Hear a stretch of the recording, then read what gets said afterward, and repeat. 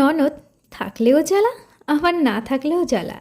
এদিকে আবার যা থাকলেও জ্বালা, আবার না থাকলেও জ্বালা। কি ভাবছো এইসব কেন বলছি? তাহলে শুরু করা যাক সেদিনকার কাহিনী। কিছুদিন আগে গেল জামাই ষষ্ঠী। প্রত্যেক বাড়িতেই ননদ এসছে, তাই মনটা খুব খারাপ লাগছিল এই ভেবে সবাই সবার ননদের সাথে জামাই ষষ্ঠীতে মেলাতে যাবে, আর আমি একা একা ঘরে বসে থাকবো। পরক্ষণে ভাবলাম, যাক বাবা, আমার কোনো ননদ নেই, বাচ্চা গেছে। তার কারণ আমার শাশুড়ি মা আমার সম্পর্কে সকাল হতে না হতেই কুটকাচালি তো করতে পারবে না। কি মজা! এইবার আসি জায়ের কথায়। আমি মনে মনে ভাবি, যদি আমার একটা যা থাকতো তাহলে দুজনে মিলে একসঙ্গে কাজ করলে খুব তাড়াতাড়ি কাজ হয়ে যেত, দিন শেষে একটু রেস্ট পেতাম।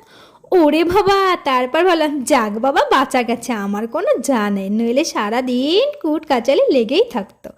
আর শাশুড়ি মা এ জায়ের কথা ও জায়ের কাছে বলে বদনাম করে বেড়াতো। আবার জায়গা জমিরও ভাগ দিতে হতো। মদ্দা কথা হলো, আমার যা দেয় ওর ভাসুর কেউ নেই।